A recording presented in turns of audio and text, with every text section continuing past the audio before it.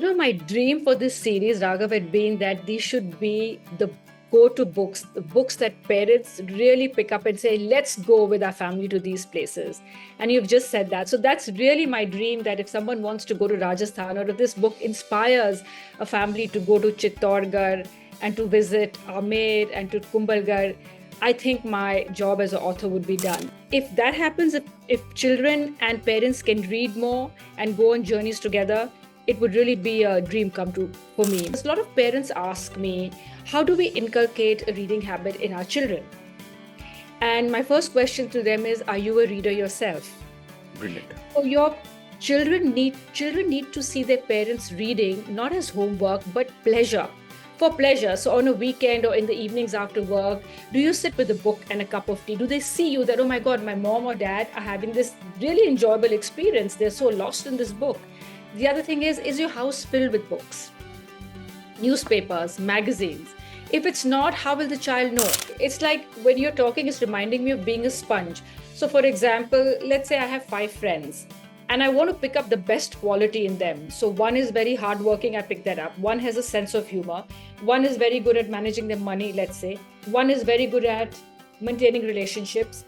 If I pick up one quality each and say that I want to imbibe that and ask them, how do I develop that?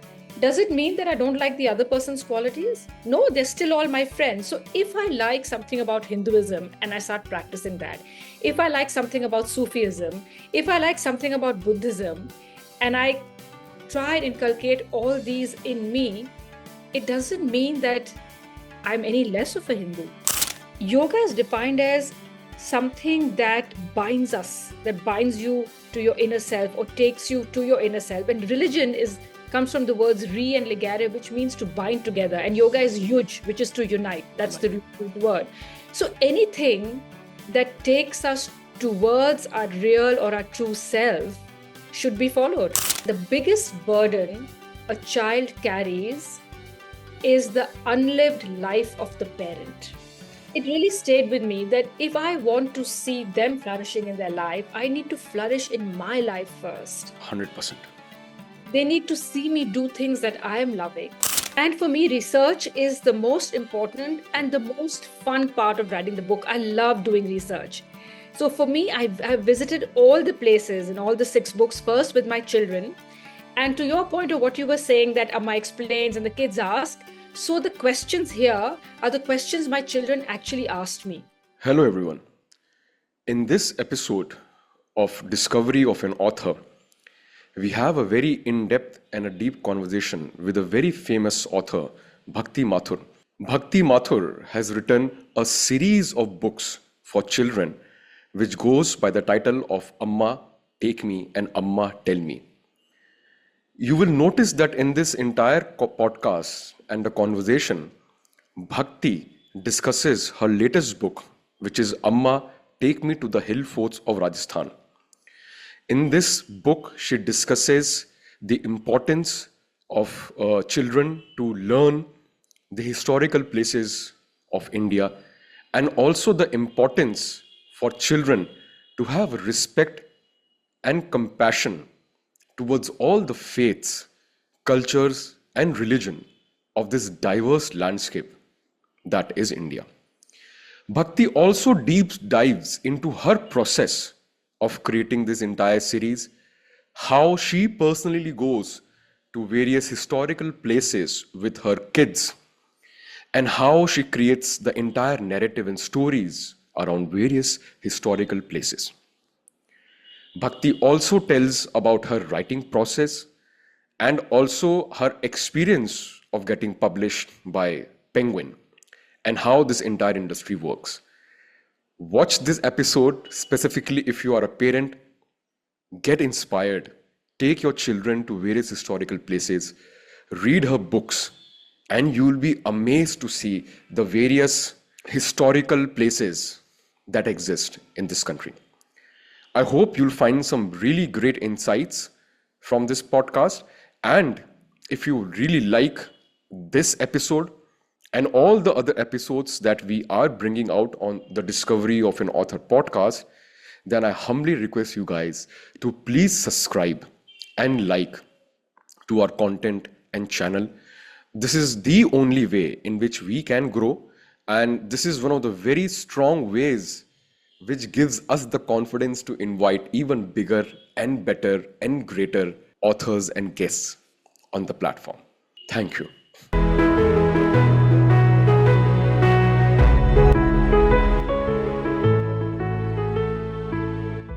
Bhakti, hi. It's an absolute pleasure to have you on the podcast with us. And I have read your amazing book, Amma Take Me series, The Hill Forts to Rajasthan, and it's an absolute pleasure. It was a brilliant, brilliant book. I'm going to quote certain highlights from the book that really stood out for me. And then we're going to go deep dive into the entire conversations around the book to understand how it all started. Yeah. So I'm going to Thank read you a couple of, yeah. you. Thank you. Thank you for this wonderful opportunity. It's a pleasure. As I said, it's because of authors like you that we are able to do what we are doing. It's your knowledge and experience that is helping us to elevate our podcast. So you are the giant on the shoulders we are standing to see the world, right? So Very it's all. So this I want this entire podcast the way we do it. It's our love letter to the authors. You please get more inspired to produce more work and keep on working on this craft. We really need that. Two highlights I'm going to start off with. A beautiful palace stood here once, said Amma, with a tinge of sadness in her voice. It had a separate section for the woman called the Janana Mahal. The king section was called the Mardana. Besides these, it had the royal treasury, meeting rooms, the grand kitchen, and stables for elephants and horses. Just imagine how grand this place must have been. Second highlight. This is what life is about, Shiv and Veer. Always make choices that are true to your values. Remember to live with courage and be true to yourself, said Amma, embracing them both. I am so proud of the men you both are growing up to be, she concluded. The reason why I chose these two highlights, I'm from Rajasthan. I'm from Jaipur. Yeah, I'm from Jaipur. I have been to these forts and palaces. But I have always, when I used to go with my family to these forts and palaces, I used to see them just as monuments because the guide used to guide us and he's like, ab yahan ye hua, ab yahan ye hua, ab usne aise kara, ab usne aise kara. Your book gave me a fresh perspective on the forts of my state that I have seen since my childhood growing up. The way you used to stop, the way you used to narrate a story. I'm gonna, recite this line again. Mm. Besides these, it had the royal treasury, meeting rooms, the grand kitchen, and stables for elephants and horses. Just imagine how grand this place must have been.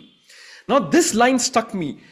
I took a pause for a moment and I went back. I'm like, wow, she's so right. Just imagine if you think that these palaces are so amazing right now. Imagine how the glory must have been when they were living palaces. And that is one great thing that I got from your book, Bhakti. I'm going to again share this book, this beautiful, beautiful book that you have written. I love the illustrations that have been done in the book. I wish if there was a time machine that could take me back when I was in a school and they could just chuck those boring CBSE books of history and have given me something like this. Another best part of the book, Bhakti, it was not just you giving your kids a boring lecture on the historical facts. No. You also were very mindful of the fact that the narration has to go in a way wherein the kids are inquisitive, wherein the kids are inquiring, wherein the kids are also asking you questions. And second beautiful part of the book, there were certain instances when you were talking about Mirabai, there were certain instances when you're talking about Akbar, there were certain instances when you were talking about a lot of invasions. And the kids say, oh, this is like that fort that you took us in that place, Amma, right? And she's like, yes, I'm very happy that you are able, that stuck in you and that you are able to correlate. That is what I love. Your book was not a one-way traffic wherein just one protagonist was narrating history. It was a two-way traffic wherein the other protagonists were also asking questions. And you know what happens from a psychological perspective? If a kid is reading, he'll be like, Acha, I can ask questions. I Mm. can ask questions. I just don't have to nod my head to anything that an adult is saying. If I have a question, there were so many instances wherein you were like, okay, he killed his father, and the boy's like, why, Amma? Why did the kid kill his own father? And then you narrate, and this is something which is kind of a very hard hitting for a child to know, ki why a son killed his own father, and then you say because he wanted to be the king. That is why he killed his own father, and he killed Raghav, because there's a King Raghav also, and he killed his brother and all that. That two-way traffic really stuck out, Bhakti, in your entire series, and the illustrations were really nice. I was looking at the illustration, I'm like, wow, this is so apt. She has, stuck to the authenticity of the entire thing. So, Bhakti, I'm gonna straight away fire up and ask you the first question. Please start from the beginning and tell me, how did the idea of this Amma Take Me To series incepted and how it all started? Let's start with that first. Yeah. So thank you for saying such wonderful things, Raghav. And it's really fantastic to be here. So the Amma Take Me series was an idea by Penguin. And I'll go back before that.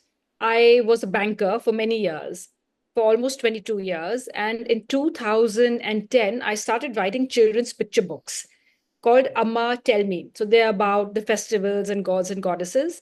And what inspired me to start that was my children were very small. They were two or two and a half, and the younger one had just been born. And I was looking for a book on Holi, and I couldn't find one which told the story the way I wanted to. And I remember I was sitting with my husband and I said, I want to write a book on Holi for Shiv, who's my older kid. And my husband said, just do it. And it sounded like a Nike ad, but that got me started. So because that series got accepted so well, after a few years, I decided to leave banking and focus on writing full time and spend time with my children. And Penguin was actually at one point interested in buying that series from me, but because I'd worked so hard on it, I just wanted to keep it and I publish it myself. They said, okay, if you don't want to give us Amma Tell Me, why don't we do another series called Amma Take Me to places of historical and spiritual significance in India? And I said, that's a fantastic idea. And so we didn't have a name of the series. We just knew we wanted Amma to be there because Amma is, the common factor.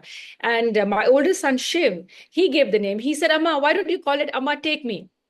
So that's how the series started. So it was very much Penguin's idea. That is absolutely brilliant. So basically, they got intrigued by your original series, and then they wanted to do something which is a continuation, but on a different vertical Yes. altogether.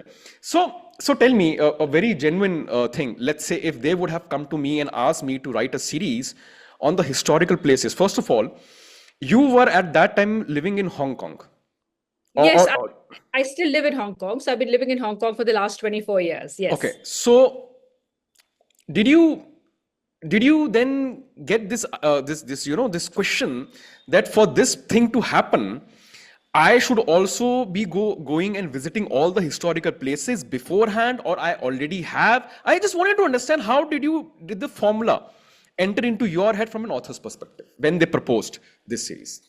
So, when they said this, and I said, which are the places that I would like to show my children, whether I've been there or not? And some I had, but most of the places I had not. So the first place that I thought I wanted to go myself and take them, and my kids were at that time 7 and 9, was the Golden Temple. I didn't know much about the Sikh history. I always wanted to study it. And so that's how the first book was, The Golden Temple. And for me, research is the most important and the most fun part of writing the book. I love doing research. So for me, I've visited all the places in all the 6 books first with my children. And to your point of what you were saying, that Amma explains and the kids ask, so the questions here are the questions my children actually asked me. So in all the books, the questions are what they actually asked. And after a while, they became very clever. They're like, oh, you want us to ask questions? And they started bribing me with video games. That, okay, only if you give us this, are we going to ask you questions? So it's really based on things that they wanted to know from the first book. And so it very much became a family excursion. So 4 of us coming to India, visiting these places, me reading a lot about the place beforehand, and then really looking at what the children are asking. So basically, there are two elements that got involved in exploring these places. So you first had to explore these places. So what I really loved, and I actually did a question about this thing. So when I went through the book, so I wrote a question that how did the research used to happen? And I actually wrote over there ki whether this was pure academic or were these based on your actual visits to these places with your kids and combining both the research and your actual experiences and taking in the entire environment of that place and your kids actually asking these general questions and with their own curiosity and you answering them. So that is something which struck me and it is very beautiful. Come to think about it, you get to visit these places with a family, you get to show your kids about the history and then you get to write about it and then you get to share what you have shared with the kids with the world. Yeah, I mean, I love it the way you're putting it. That is a Yes. brilliant thing. Now you're not just keeping it inside. It's not as if somebody's just eating food and not walking. You are eating and walking. The circle is complete. You are sharing the experience that you had with your kids of these historical places with the world. And I tell you, I used to get fascinated with a lot of these vloggers, travel vloggers, and they used to go to all of these places and shoot. That is good from an aesthetics perspective. But what you have done, it made me realize that I want to go with my family right now to Wow. some place with the book, with the same book of any other place, maybe. I would want them to ask me questions and, Bhakti, very importantly, I as a father would want to read about the place that I'm going and not just hire a bloody guide. Yeah. Because how the travel happens, the father and the mother, they go with the kid and they're like, hey, don't run, don't do this and do this has become something like a checklist. Ki, Acha, these are the 10 places that have. But I had a total change of perspective. Now I also want to take my kids to have those moments and to read about the places that I'm going and to ask them, ki, just imagine if you think this is amazing, just imagine in the glory days how this would have been. Just imagine the golden temple that you see right now in all its glory, how it would have started. You go to Kerala, you go to any other places because you've written books around that, you go to historical places and you tell your kids, Bhakti, what a beautiful way of Thank you. instilling adventure and knowledge and making them inquisitive. That is awesome. That is brilliant that you have done. I Which think it brings me, also yeah, tell me, please. I think it also allowed me to discuss topics that we think shouldn't be discussed with children, Yeah.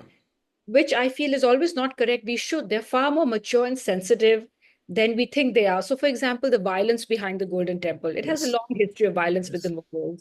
Or in the book on Rajasthan about Johar, about, like you said, son killing a father. But this is the reality and truth of life. And then also, it allowed me to pass the message that I wanted to. And the part that you read, incidentally, that's my favorite part of the book and the two paras before that, that it's the kings of Jaipur and then you had the kings of Mewar. And the mother says, my heart is always with the kings of Mewar. And there's a message in that because they stood up. They stood up for freedom. They stood up for what they believed in.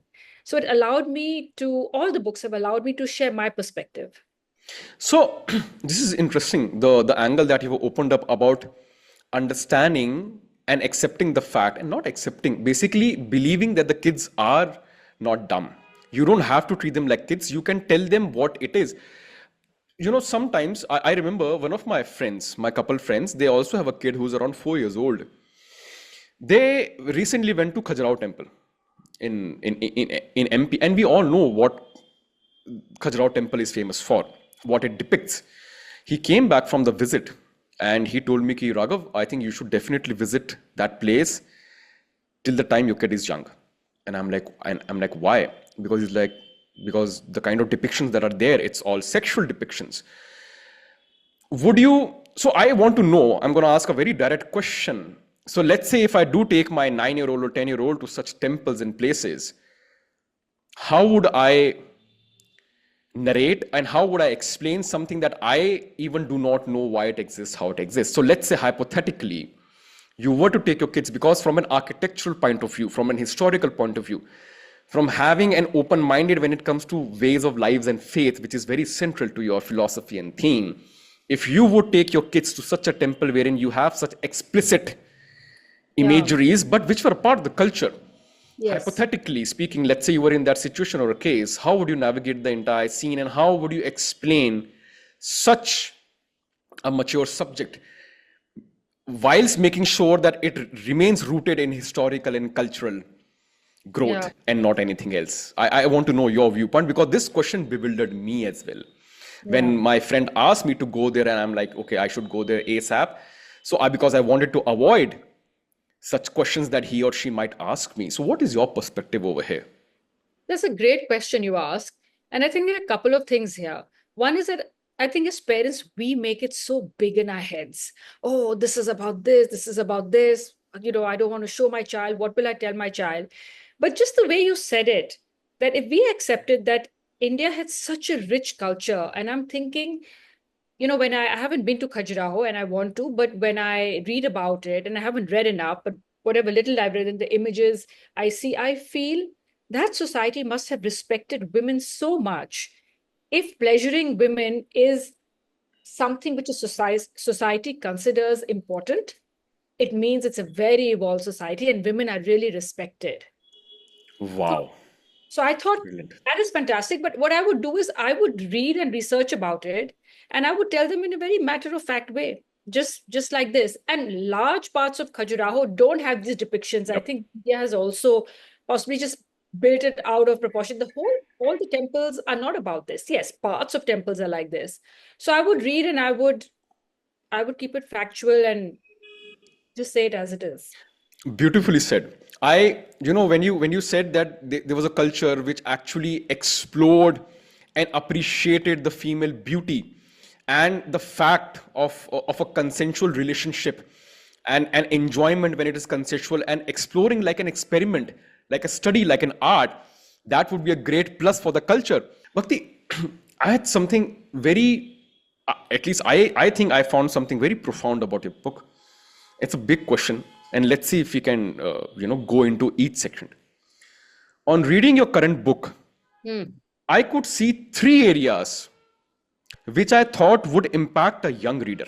Okay, now I'm talking about the young reader, specifically with this series 9 and above. Okay, it will make young readers read more books and instill a reading habit in them because the conversation way it has been done. It will make young readers read more. This book will make a young reader aware of Indian history and also about his culture. So, the first point was about instilling a habit of reading. The second point was about making them aware of India's rich and diverse history and artifact and architecture. It could also inspire parents to go on a similar journey with their children and relive the moments captured in your book. Does these three verticals make sense to you? And do you feel that yes, these are the three verticals or the areas or different takeaways that people can have from a book? That's what I want to go deep dive into. My dream for this series, Raghav, had been that these should be the go-to books, the books that parents really pick up and say, let's go with our family to these places. And you've just said that. So that's really my dream, that if someone wants to go to Rajasthan, or if this book inspires a family to go to Chittorgarh and to visit Amer and to Kumbhalgarh, I think my job as an author would be done. The second important point that you raised is reading. And I think because there are so many distractions these days, the importance of reading cannot be overemphasized. It is so important. And what I see the schools these days everywhere are doing such a great job of fostering a habit of reading, calling authors in, encouraging students to read. And I really hope that continues. And I think if that happens, if children and parents can read more and go on journeys together, it would really be a dream come true for me. Another thing I wanted to say about reading is a lot of parents ask me, how do we inculcate a reading habit in our children? And my first question to them is, are you a reader yourself? Brilliant. So your children need to see their parents reading not as homework but pleasure. For pleasure. So on a weekend or in the evenings after work, do you sit with a book and a cup of tea? Do they see you that, oh my God, my mom or dad are having this really enjoyable experience? They're so lost in this book. The other thing is your house filled with books? Newspapers, magazines. If it's not, how will the child know? Do you go with your child to the library? Do you go to the library yourself?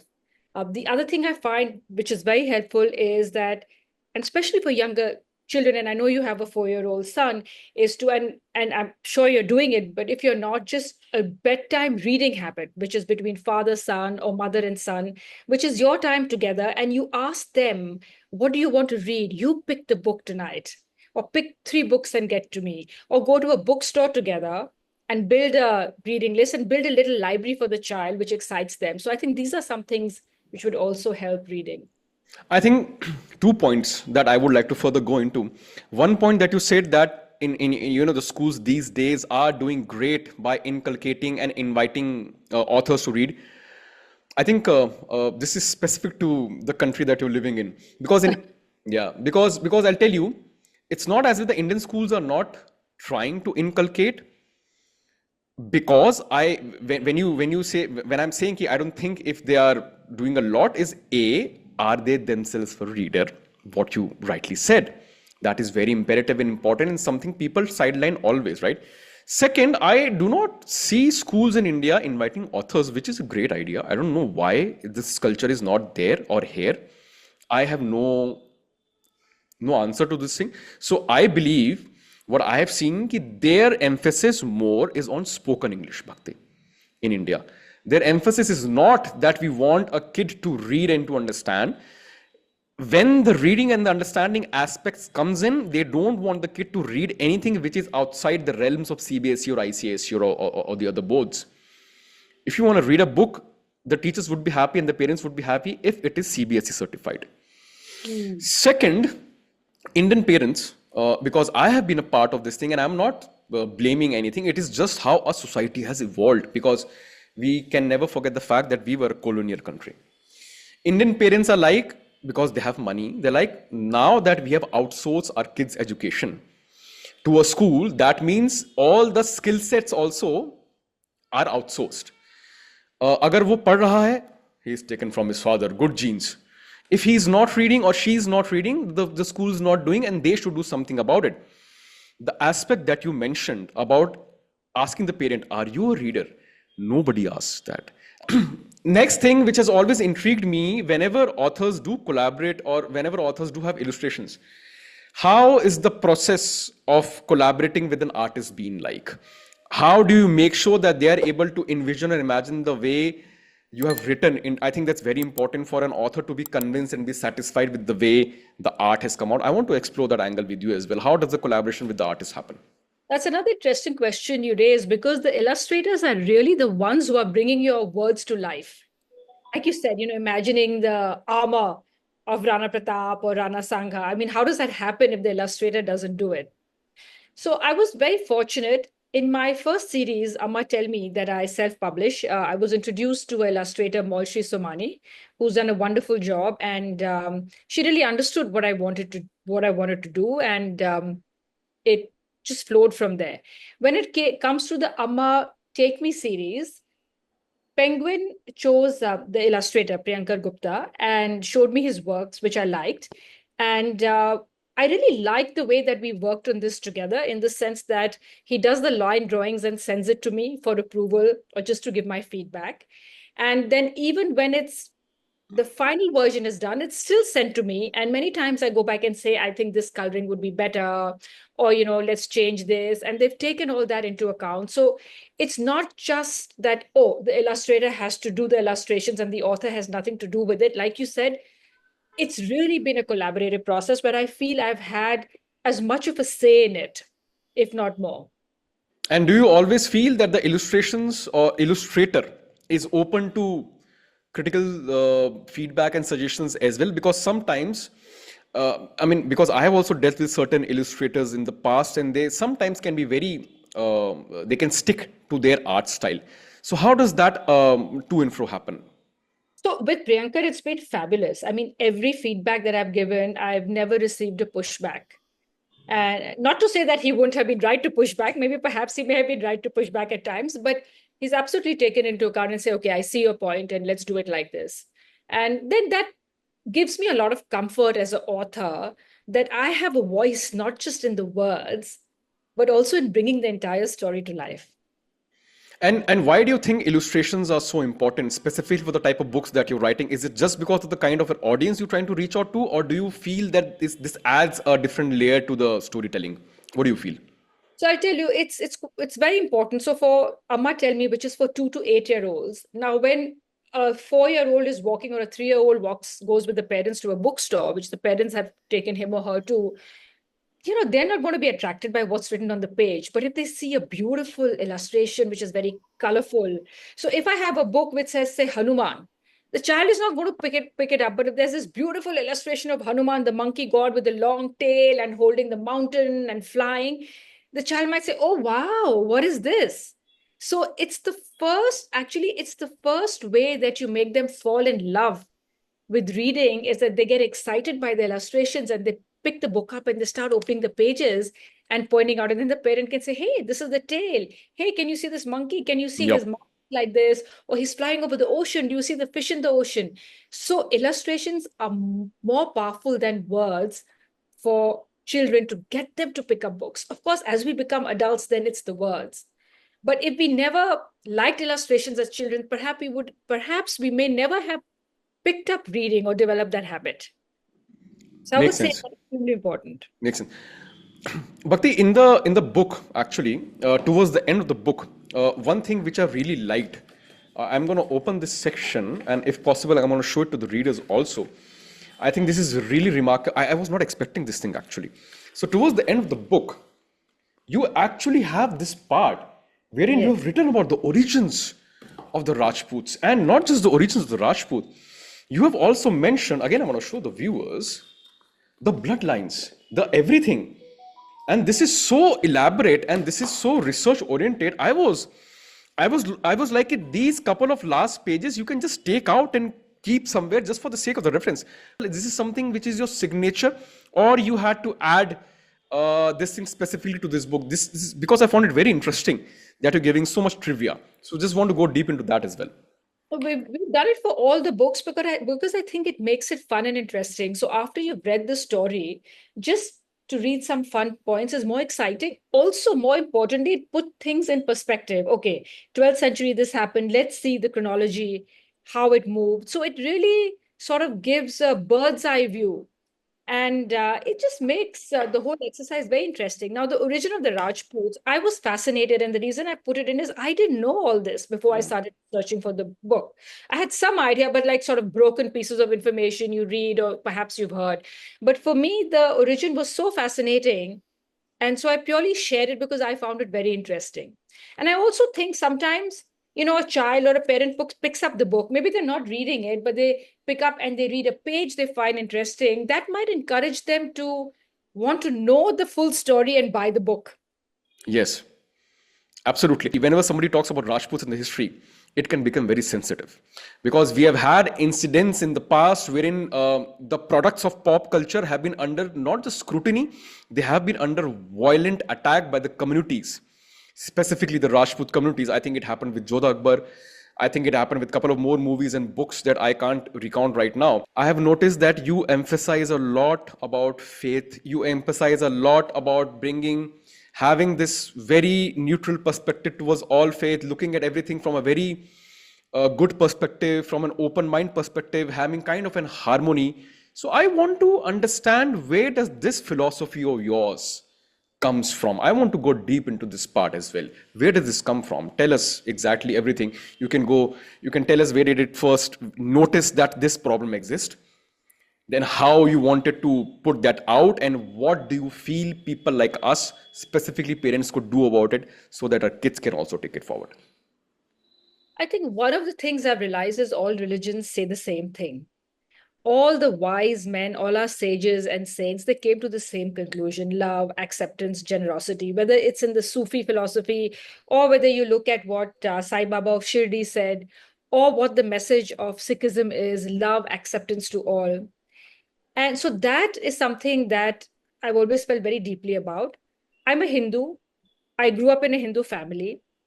I've been to many temples and I've felt varying levels of devotion, at some places more. So my favorite Hindu god is Hanuman.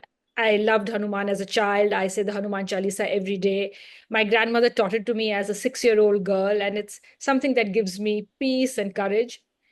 But I have felt the most connected at a mausoleum of a Sufi saint, which is the Dargah of Salim Chishti, which is why I wanted to write a book about it. And he was a Sufi saint, and I'm a Hindu, and that made me realize that, वो कहते हैं ना कि दरगाह पे बरकत, जो Saint से उनकी बरकत महसूस होती है, and I have felt that. So eventually, I think it doesn't matter who we are. And the other saint who had a big influence on me was Sai Baba of Shirdi, because the Muslims say he's Muslims, the Hindus say he's Hindu. Whenever he was asked, and many people over his lifetime asked him, as you may be aware, who are your parents? Because each wanted to claim him as theirs, he would never answer the question. And that to me is a sign of a real saint. And then if a saint is saying it doesn't matter which community you belong to, so that had a profound effect on me. In fact, there's a story about Sai Baba that once someone was badgering him a lot. Who's your father? Who's your father? Where was he from? And so there was a Hanuman temple, which is still there. It's close to Dwarka Mai, the mosque where he used to actually live in. And it's near the main temple structure, which is there now. And he just pointed to Hanuman's temple and said, there, that's my father. Oh, he So did that. he So said that. there's an actual, oh wow, that So is there's a incredible. story that says, so essentially, I think he was trying to say is that I'm God's child. However way you look at it, I'm God's child, and we are all children of God. And so I think that has influenced the way I've thought. So you are saying that again, I'm going to go back to the specific point that you made. I think it's very profound, and we can go a little bit deep into it. When you said that you, being a Hindu, realize that this particular Muslim Sufi saint is something that you are resonating with. Did it see? Okay, sometimes what happens, Bhakti? Let's say I'm a Hindu. Let's say I'm a Christian. So you see a lot of things happening these days. Okay, let's look at it from a very mathematical perspective. Okay, I am a Christian. I, let's say, listen to a video of any Indian guru. I come to India, I go to Varanasi, I go to any other places. I feel ki, okay, this Sanatan Dharma is something, and they completely change their orientation or the religious views according to the newfound faith, and they don't go towards, let's say they were Christians, they completely transform or they completely convert. That is one angle. The second angle, which I feel is what happened with you. You are a Hindu, you have respect, you are a Hindu, you are a practicing Hindu, and yet you were open to receiving grace from wherever it comes, without boxing yourself कि नहीं अब मैं एक सूफी हूं, नहीं अब मैं एक बुद्धिस्ट हूं. So what I have noticed in today's time, the definition of accepting various religions that I have met people with, they're like, oh yeah, I'm accepting. Why? Because now I'm a Hindu. I'm like, you just left tea for coffee. So what you are saying needs to be said and known very well, that having acceptance of faith does not mean that you denounce one to accept the other. You are just open. Absolutely. It's like when you're talking, it's reminding me of being a sponge. So, for example, let's say I have 5 friends and I want to pick up the best quality in them. So, one is very hardworking, I pick that up. One has a sense of humor.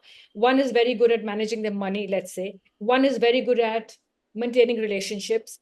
If I pick up one quality each and say that I want to imbibe that and ask them, how do I develop that? Does it mean that I don't like the other person's qualities? No, they're still all my friends. So if I like something about Hinduism and I start practicing that, if I like something about Sufism, if I like something about Buddhism, and I try and inculcate all these in me, it doesn't mean that I'm any less of a Hindu. And I often wonder why we even have to sort of think like that. It's like if we take the best of, or we pick up things that resonate to us and try and imbibe that, I think it's being who we are. Absolutely. Why not? I'll take your example only. You are doing a teacher training program, Ashtang Yoga program, and I'm sure you run, you work out, you lift weights. So nobody can tell you, ki, Acha, you are just a yogini. No. Yeah. Why cannot we if my philosophy is to be physically fit, why cannot I not explore the things which I like exploring in that vertical? Exactly. And also define your own way of staying fit. And that's a very Yes. important point you raised. I'm training to be a Iyengar yoga teacher, and that's how I'm in Pune because the institute is here. But yoga is defined as something that binds us, that binds you to your inner self or takes you to your inner self. And religion is comes from the words re and legare, which means to bind together. And yoga is yuj, which is to unite. That's Unite. the root word. So anything that takes us towards our real or our true self should be followed, And that whatever could be that is. anything. Yeah, Whether that that's could be running, anything. whether that's weightlifting, whether that's reading, whether that's following anything from any of the scriptures or religions. And we should define that. Yeah, and whether that be being open to any other vertical coming up in the future and incorporating that as well and just evolving. Otherwise, I feel the species would not evolve. And I think, Bhakti, that also says a lot. I feel that you are somebody who's inclined towards so many verticals and aspects that enriches your writing experience. I think that there are more series in you. Oh, really? Thank you. 100%. Fix 100%. another time with you and pick your brains for Yeah, 100%. There could be something series called Amma. This is Amma Take Me, Amma Teach Me. There could be a series specifically wherein the protagonists, that the kids are girls. Amma Empower Me, wherein you are navigating the girls on life, societies, how to be women, what is not fake feminism, what is, how to conduct, and everything. Very important question I wanted to ask you, Bhakti. How do you, so let's say the next book is coming in the series. How do you decide which geography to pick up? Hmm. So we started with Golden Temple because it's a place I've always wanted to go to. So it was purely selfish. And then whatever resonated with me, so there wasn't any deep research, but I had wanted to go to Tirupati. So that became the second book. And then the Dargah of Salim Chishti and Golden Temple and Tirupati I had never visited before. So it was also a little bit of a sort of, how do I put it? A personal mission that I want to take my children there and I wanted to see it myself. And then Dargah of Salim Chishti, I thought of because I've been going, that's the Sufi saint I was talking about. I've been going there as a 7-year-old and tying and untying threads my whole life long. And I've really felt his blessings. And I thought with the whole history of Akbar wanting to have a child and then praying to him, and also to be able to bring out the principles of Sufism. And they're so similar to, the Bhakti movement or what Yes. in Hinduism. And so I really wanted to write about that because it's really been a favorite place. So that's how that happened. And then Shirdi Sai Baba is such an icon. And one of my aunts is a big believer and would always talk about him, narrate stories. So I was very intrigued. And so this gave me an opportunity to visit Shirdi and to do research.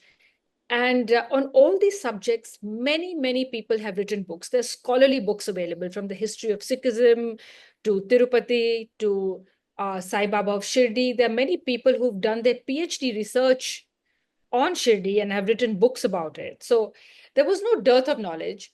And then Taj Mahal, because I felt that when people think of coming to India, the Taj is one of the first things they think of. And I thought it would be wonderful to have a resource, and it allowed me to go deeper into the history.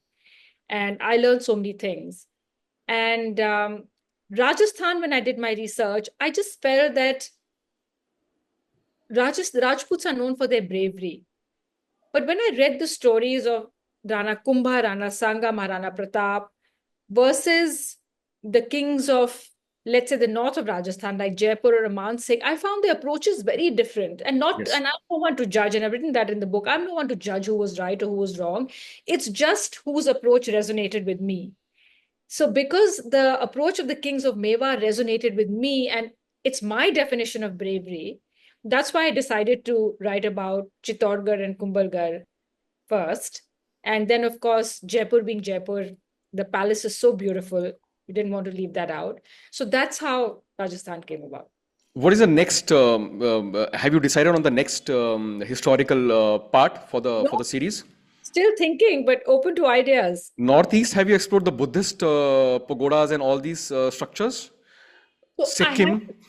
No, that's a great idea. I haven't explored that. I often think of also writing about Buddha and Bodh Gaya Yes, at travel. absolutely. My parents just came back from Bodh Gaya a couple of days back, and the kind of photos they showed me, I'm like, it's a very sad fact that Buddhism got wiped up so much so from India that we have literally lost a jewel that Japan and China and Korea caught. So I think that vertical you could explore. It is very untouched. Your kids would love going over there. And Buddhism is a global religion. So when you write about such global topics, the reach and the readership automatically becomes global. So I also think from the point of view of marketing and outreach, it is a global religion. So by in one shot, you are targeting the South Asian region, the Cambodia belt, the Sri Lanka belt, the China, Japan, Korea, and also you're targeting the Western ecosystem. Now we're gonna do something very interesting. There are no questions in this thing because this cannot be scripted. Bhakti, I wanna go into your childhood. I want you to consider this section as your memoir. It's like you're writing a memoir. Whatever you would want to talk in a memoir, we want to know about you. We want to know the storyteller behind the storyteller, your ups, your downs, your victories, your defeats, your outside angels, your inner demons. We want to know it all. There is nothing stopping you. You can go as back as possible. You can go as deep as possible. You can talk about all your victories. You can talk about all your insecurities and your journey. You can include writing. You can include parenthood. You could include relationships. You could include everything you want. We want to know you, Bhakti. Let's explore. Please start. I grew up in Delhi.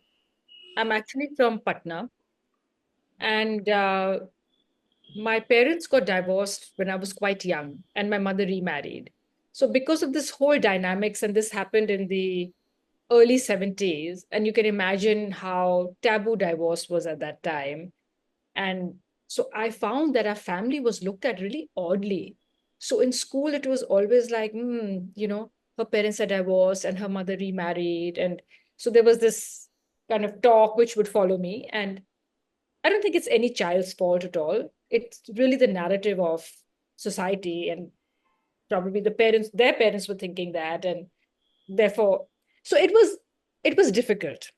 It was very difficult. I think for me, I would say I had a hard childhood. It was difficult within the family, it was difficult outside. The concept of step parents, parenting together, I think India wasn't familiar with that or open to that at that point of time. So uh, it was hard, but a lot of good things came out of it. I think I learned resilience very early on in my life. I found coping mechanisms that helped me, and one coping mechanism was reading. So I would get lost in books. My mother was a librarian, which helped, and she really helped inculcate the habit of reading in me. So in summer holidays, she wouldn't know what to do with me because she had to go to work. So I would be left at a library in the morning and picked up in the evening. Children's Book Trust in Delhi, and I would spend the entire day there, and my love of reading came from there. I also had a nanny, a male nanny who used to take care of me after I came back from school. And he was also from Bihar, and his name very aptly was Bhagwan. So he would pick me up from school, get me home, give me lunch, and then every day a 2 hour storytelling session would follow. So imagine as a 6 or 7 year old child to be told these stories from the Ramayana and the Mahabharata about the greatest of heroes or the most fiercest of demons. And I remember really him narrating the epics to me in such great detail. I would still remember the way he would talk about how Sita was abducted, how she spotted the golden deer, what Hanuman did. And I think those voices stayed in my head, and they gave me a love for mythology. So as a result, when my children were born, this is what I wanted to share with them, the stories that I had grown up hearing. And it helped that there was no iPad or iPhone in those days. So I think he was a big influence. My grandmothers were a big influence, especially my maternal grandmother, in terms of introducing me to spirituality, to Hinduism. So difficult childhood, but learned a lot from it. And I did write as a child. I would write maybe an odd poem or the journal entry. The idea of writing really came to me when my children were born. So I think it came from a place of necessity. And since then, other than the series, I, about 6 years back, started writing for the newspaper in Hong Kong called South China Morning Post. So I am a feature writer for them. I work as a freelancer and I write about health and fitness, which we've been talking about as well, and something I'm passionate about. I write poems which have been published in a few publications in Hong Kong. And I think writing really has, in a way, healed me and allowed me to express myself. So I do a fair bit of journaling as well, just writing my thoughts and emotions down. So that's been my writing and reading journey so far. And yeah. Why do you? So, couple of questions. So I do understand that in 1970s, you know, for parents to get separated and divorced and to remarry, it can have an impact on the psyche of a child. Do you have any memories of a father, as in your biological father, being involved in your childhood, or was that completely cut off when the entire separation happened? Oh, no. So I think not at all. I have no memories at all because he sort of wanted out. He didn't want to raise a family and have the responsibility. So he made it very clear. So, in fact, there's only one time that I've met my father, which was in my 20s, very late in life. So he's been an absent father. Were there any aspects and parts of your personality or growing up, positives, that you took from your stepfather? No, I didn't really like him. Okay. So that So, was tough as well. yes. So the only figure that you had wherein that you could go was your mother, or that even that figure you felt was missing from your growing up. I think that was missing too, because I think um, at a level, and I think when I think of each of my parental figures, I think they were trying to do their best with what they had at that point of time. I happened to be at the wrong place at the wrong time. This is what I've realized after many years, that I don't think anything was personal, but they were all deeply flawed. And they were very poor parental figures, and they were failures in every sense of the word for whatever reasons. Yeah. So that I think as a child can be very severe on a child not to have Yes. any positive role models. But if you have some intelligence, there is some good part of it, that they also teach you what not to be like and what not. Absolutely. So I'm grateful for the many wonderful people that I have met in my life who have really nurtured me and played the role of parents. So Bhagwan was one such person. Then there is an aunt in my family that I'm extremely close to, who really played the role of my mother. Then I met my husband, who really has, how would I put it, who has really been a big stabilizing force and extremely nurturing. So I feel that what I didn't get there, I got in these other relationships. That is so beautiful. Tell me, how are you as a mother? Oh, wow. You should ask my children that.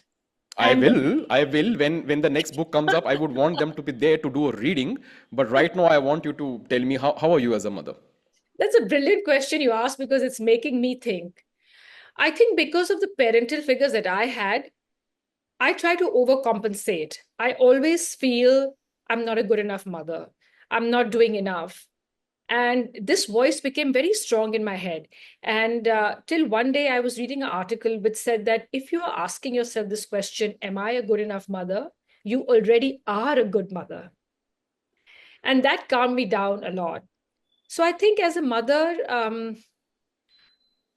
I try to lead by example, because I read this once, that what you do speaks so loudly that I can't hear what you say. Can you And can you repeat that line again? what you do speaks so loudly that I can't hear what you say. Yes. So if I want my child to be fit, but I have unhealthy eating habits, or if I'm not exercising, if I'm watching Netflix or I'm on television the whole day, what I say to them has no meaning, because there's so much of a disparity between my words and my actions. And that's something I found in my parental figures. There was so much of a disparity between their words and actions. And I said, I never want to be like this. And I said the best way to motivate somebody is, if I want them to be disciplined, I need to show them discipline. I need to be disciplined myself. Yes. If I want them to be a reader, need to read myself. If I want to be a compassionate person, if I want them to be a compassionate person, I need to develop that in myself. So, of course, there's a long way to go, but this has been my philosophy that whatever I want them to be, I need to show them. And still, there's no guarantee that they're going to pick it up. But I think this is the strongest approach to adopt, or in other words, this is the approach that really spoke to me. So, I think that's been my parenting philosophy. So, there's another quote that I had read, that the biggest burden a child carries is the unlived life of the parent. Yes. Brilliant. So And deep and profound. it really stayed with me that if I want to see them flourishing in their life, I need to flourish in my life first. 100%. They need to see me do things that I am loving. And that sentence really struck me, that I don't want to live my life through them. Of course, when they do things, I feel very happy and proud. Both my children are cricketers. They both play for the Hong Kong national cricket team. Wow. Older one is the captain of the under 19 Hong Kong cricket team. He also plays for the men's team. He represented Hong Kong in Asian Games. My younger one is a bowler. He's in the under 16 and under 19 team. And I'm so proud of both of them. But I'm proud of both of them, but I'm not living my life through them. That's their journey. Yeah. So, yeah. That is beautiful. You know why I resonate so much with what you're saying, and I knew that this is what your orientation would be. Because when my son was born, I had all these ideas. Arey yaar, I would want him to read. I would want him to be an athlete. I would want him to be a good figure. And one day I realized, or let's say I was talking to my father, and I was telling him all these things. He's like, "Are you an athlete? Look at your body. Look at your habits." And he told me something profound. You can't give something that you don't possess. If you want your son or daughter or child to be disciplined, where is your discipline? If you want your son, child, or a daughter to be a voracious reader, I don't see a book in your hand. What gifts you want, you can only give something when you have the money to buy. Do you have that currency yourself? How will you spend it in giving him or her that thing? And that has been my parenting philosophy, and that is why I so resonate, Bhakti. Another question I want to ask you: do you feel that wherever you are right now, with respect to the activities that you yourself are involved in, the kind of parenting that you are able to give your child, your children, the resources and everything would have been possible had you not been in Hong Kong and you were in India? I think as a parent, wherever we are, with whatever resources we have, whatever we can do for a child is enough. So I read this quote long back that, sometimes we think, let's say to be a marathon runner, that we were talking about, oh my God, I need to be physically fit. I need to have this kind of a diet. I need to do strength training so I don't get injured. Then I need to have these protein shakes. All that is great. But if we think of being too perfect in something, we'll never start. So there Hmm. was this quote that says, start where you are with what you have and then keep building on it. So maybe I start by going for a run and then I go and see a nutritionist and then maybe I hire a personal trainer. Or if I can't, I go to the gym, I buy a book, what weights should I do? You know, lunges are good for me, etc., as a runner and build up to it. So I think as a parent also, it's whatever resources we have, we begin from there. Now the question of, it's an interesting question of India and outside India. I think there are advantages and disadvantages to both the places. I think in India, the warmth that is there in the country, you're seeped in the culture. It's the population is young. There's so much that's happening. Things are changing. The children see a wide strata of society. They see the poor, they see the middle class, they see the rich. There are so many opportunities to contribute. So it's really a world view that you're getting. In a place like Hong Kong, it's fantastic. The infrastructure is great. The schooling is great. It's a safe city. But perhaps the exposure that one can get to culture in India is not as much. It is there and it's very good. And also the second point, I think, is the exposure to different people and to know that everyone has a role in society, and to know and to have this notion that we must help people where we can, where they're underprivileged. That is, I would say, a little bit less, because simply because children don't see it, they are seeing just more of people like themselves. Hmm. So that is a difference that I can say. But I still think that there are enough resources available in both the systems to really bring up well-rounded, compassionate, sensitive human beings. And for you also as an individual to flourish in your various, Absolutely. endeavors that you take or that you are So, into right now. yes. So whereas you may not see the sort of the poor, the middle class, and the rich in Hong Kong, but you see different people from different countries. You get exposed to different cultures. So that's another positive. Makes sense. No, that is brilliant. That is really amazing because sometimes people do say that, hey man, had I been born in UK or US or any other country, I would have done so much. So we all have these excuses that I see fairly Yeah. often in my ecosystem, at least in the geography that I It's belong to. true. And I read a quote which really stayed with me. It says, you can either have excuses or you can have results. You decide. Absolutely. You want Absolutely. excuses or you want results. I agree. Well, beautifully said. Now, there are certain general questions which I feel that would be very important for general viewers to know. Let's say, acha, Abhi, I'm going to ask you a question. As somebody who wants to write a book one day, who's interested in this ecosystem, who aspires to be like, let's say, Salman Rushdie. Okay. Please walk us through your writing process. I am a novice. I really don't know how books are created by the authors when they're writing and thinking about it. You can make it as cinematic as you want in terms of the preparations that you do. What are your vices when you're writing that you need? Otherwise, you'll go bonkers. Do you not want to be touched or talked to when you're writing? You in the zone. I want to understand your cinematic process and also the tools and the softwares you use, let's say if you were to start a new series or a next book.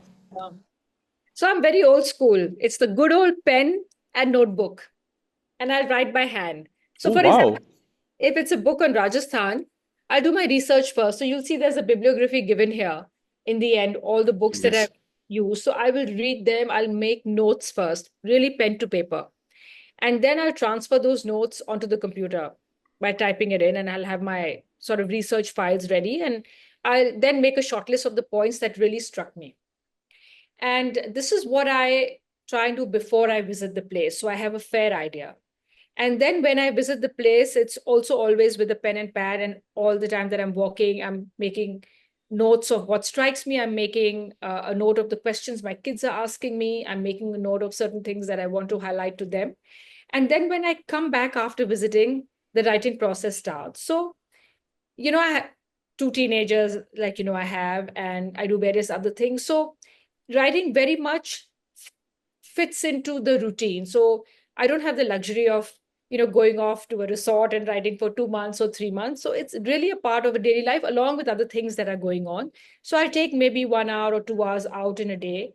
And having a deadline really helps when I know that the manuscript has to be ready by this day.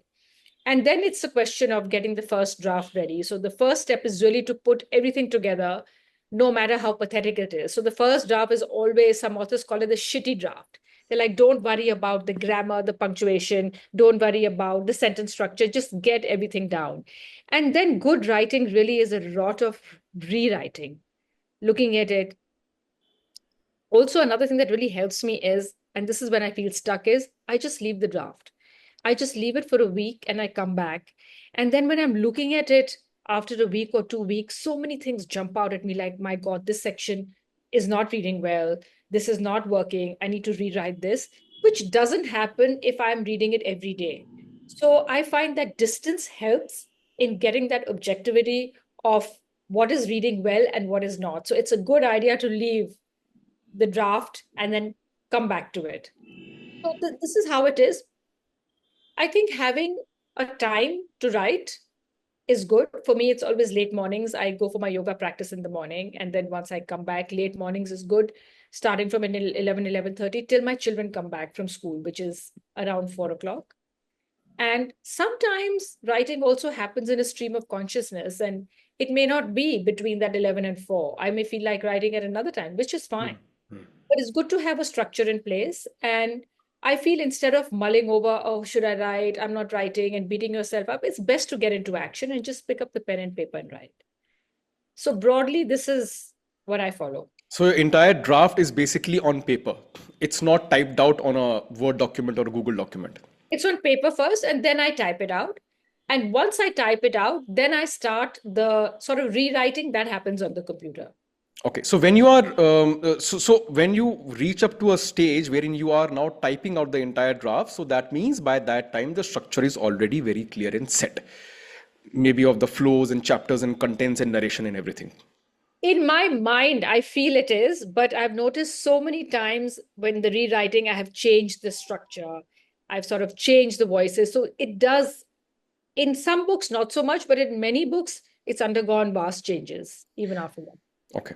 See, my second question is actually a continuation of this question itself. Did your writing style or did your entire process or what all changes happened in your own writing journey when you transitioned from self-publishing that you used to do on your own to a powerhouse of a publisher like Penguin? It's an important question because it was a transition. The Amma Tell Me series is written in rhyme because I was influenced by Dr. Seuss.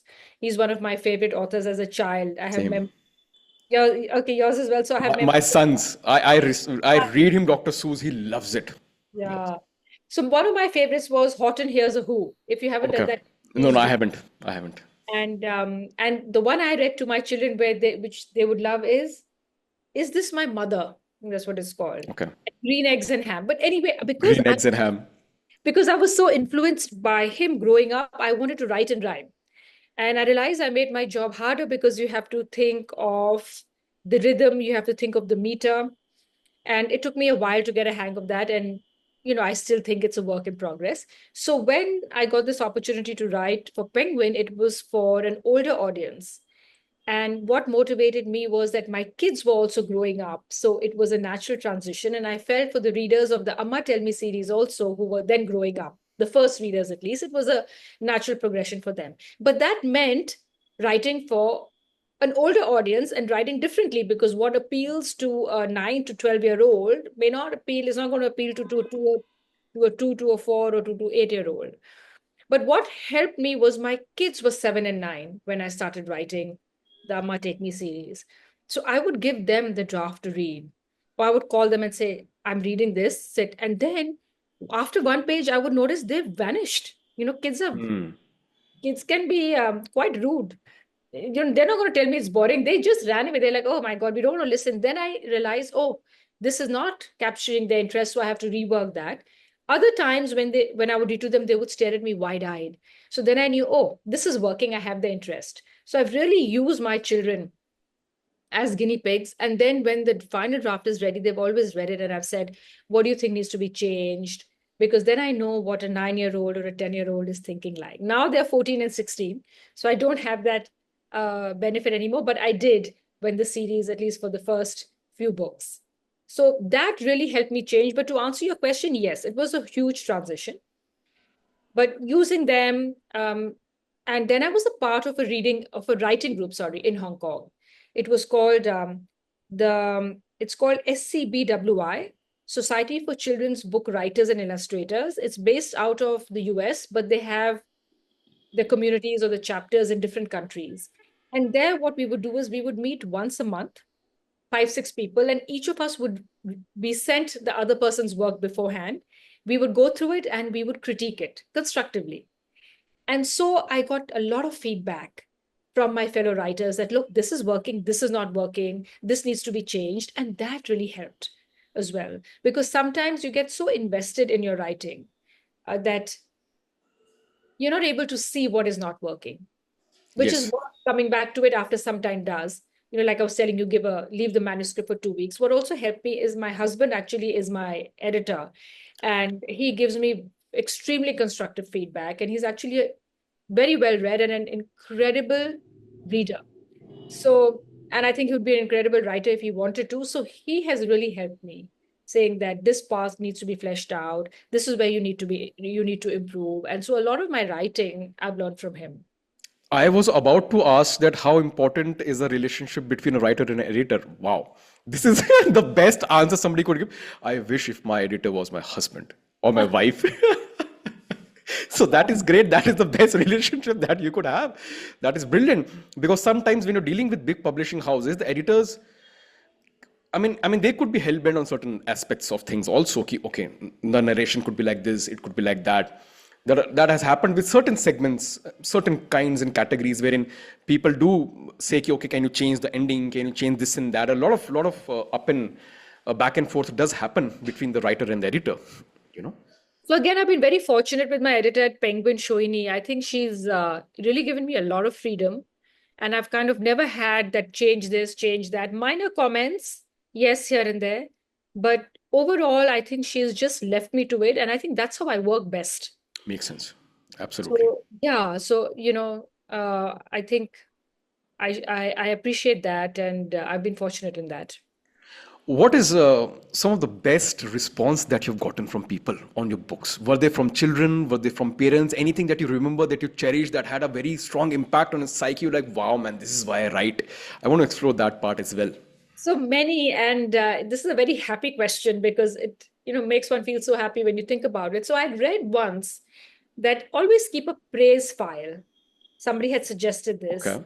and said that every email you get or every letter you get, put it in the praise file. And when you're feeling down and out, open the praise file and read. And I've done that so many times, Raghav, I can't tell you. Wow. Whenever parents have written into me, I've printed it out, I've kept it and I read it. Some of the best comments I got, and I'll tell you about both the series.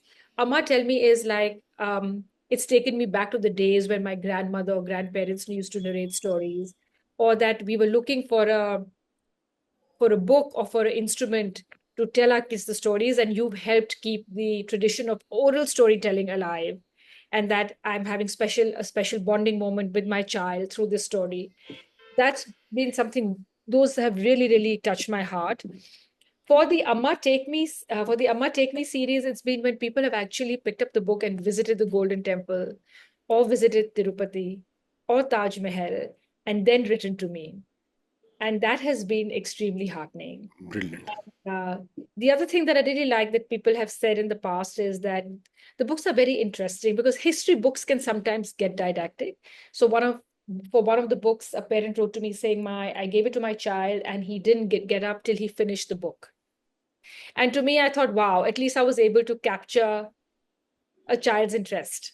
अब इसी का एक follow up question है any other authors that you like that you would want to recommend कि यार ये series या doctor Seuss हो गया and these a couple of more things that I feel that every kid growing up if the parents want them to instill a habit of reading should go through. What are your recommendation favorites and xyz? As mother of young kids, when my kids were younger, one of my favorite things was to go into bookstores or to go into websites and figure out what books to buy. And there are so many picture books. So Dr. Seuss has really been a big favorite. Then there is Oliver Jeffers, who writes amazing picture I books. love him. I love Oliver Jeffers. They're very nice. And so there are many. I'm just trying to think now that my kids have grown older. So many names aren't coming back to me, but these two are the ones that I used to read a lot to them. And then as they became older, of course, it became chapter books, and then they start becoming more discerning readers that they want to read on their own. The other books which did very well with my kids, of course, Harry Potter did very well. Then it was David Volumes, Okay. who's written many books, but these are for middle grade. And then they started choosing what they wanted to. Yes, yes. Yeah. But I think that is very nice. You mentioned Oliver Jeffers. I think he's just brilliant. I also have a lot of his books. Really nice illustrations, really rich in color, very vibrant. And when I read your books, that's a reference. So when I say that illustrations in the books were amazing, that is the reference from where it is coming. Now, Bhakti, we'll come to the section. So this is a section, something that we called Read With Me. I invite you to please do the honors, pick up your book, read anything from your book, any part, any chapter that you feel very closest to. If you want, you can start from the start as well. You can start from the intro part as well, because it also contains your philosophy, your theory behind everything. You can start as well. You can pick up any middle story that you also like specifically, that you think will excite people to know more and to purchase the book. So stage is up to you. You start. I'm going to go and mute myself. This is your time, your focus. You can take 5 minutes, 6 minutes, 7 minutes. Just read it out. This is going to be a separate clip that you're going to market the shit out of it. The stage Thank is you, yours. Bharat. Yeah. So I'm going to read apart from the end of the book, which is my favorite. And this is when they've really finished all the three forts and they've just finished looking at Amer.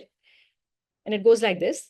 The setting sun cast a soft golden light across the serene lake, creating a shimmering reflection of the imposing fort. Looking up from the lake, the fort appeared lumescent, as if lit from within. The domes on the roof of the palace sparkled against the orange and pink hues of the evening sky. The air was filled with a sense of history and grandeur. Amma Shivanbir stood admiring the fort for what seemed like a long time. Finally, Amma broke the reverie. I have two questions for both of you. Now that we've seen the forts we planned to, you have to tell me which was your favorite fort and why, and also who was your favorite king. That's three questions, Amma, said Veer. Okay, then three questions it is, my darling boy, replied Amma, pulling him close. Both the boys looked thoughtful. I like Kumbhalgarh fort the best. The fort is built so cleverly and I love Badal Mahal, said Veer. My favorite king is Rana Kumbha. He fought so many battles. My favorite fort is Chittorgarh, said Shiv. I love the Vijayastambha. And my favorite king is Bappa Raval. Amma, what about you? All the forts have so much history and beauty. My favorites were Chittorgarh and Kumbhalgarh. I can't decide between the two, replied Amma. And your favorite king? Asked Veer. I can't decide among Rana Kumbha, Rana Sanga, and Maharana Pratap. All three spent their lives protecting their homeland, fighting for their freedom, and standing up for what they believed was right. They never gave up, and that is a sign of a true king and warrior, said Amma. Do you remember what Dumbledore told Harry Potter at the end of Harry Potter and the Philosopher's Stone? She asked after a brief pause. Shivanbir looked puzzled. Dumbledore said, it's our choices, Harry, that show us what we truly are, far more than our abilities, recalled Amma. The kings of Jaipur made very different choices than the kings of Mewar. They made alliances with the Mughals and later with the British. While they must have had their reasons, and who am I to judge their choices, it was undoubtedly the easier path. In contrast, the kings of Mewar chose to stand and fight for what they believed in, defending their homeland against invaders. That is why they will always have my heart. Their choices revealed their true character, heroes in every sense. What a Thank great narration, Bhakti. I mean, it really brings out, and I think this section can really give viewers a hint, an idea of the beauty and the content that is inside a book, you know. And I wish I could. I mean, do you have an audible version of this book as well? I don't know. I think Kindle was not there because of the format. I understand. Is there an audible version? I think so far, no.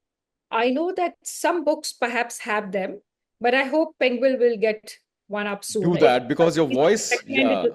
yeah, the narration is beautiful. The way you narrated was absolutely beautiful.